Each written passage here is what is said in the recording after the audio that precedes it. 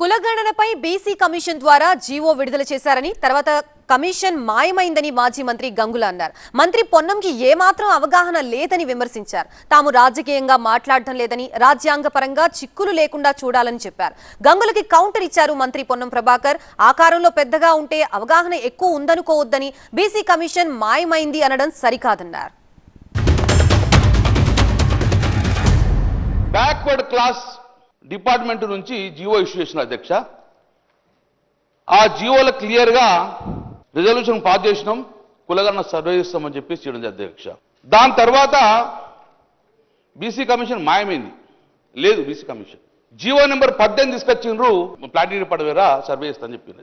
ఆ రోజు ఉత్తమ్ కుమార్ రెడ్డి గారి అధ్యక్షన కమిటీ వేశారు. బీసీ కమిషన్ మాయమైంది అధ్యక్ష 10 నెలల తర్వాత.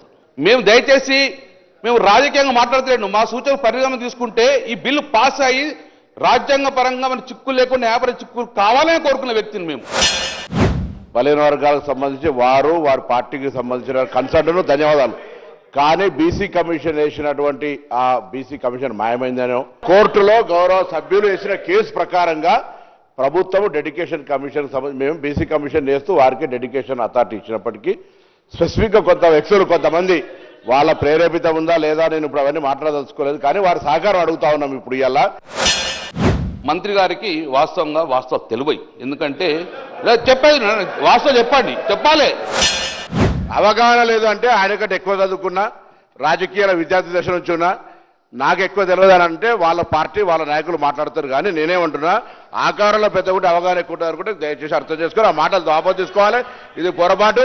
దయచేసి ఈ విధంగా మాట్లాడితే పొరపాటు మాట మాట్లాడతాను.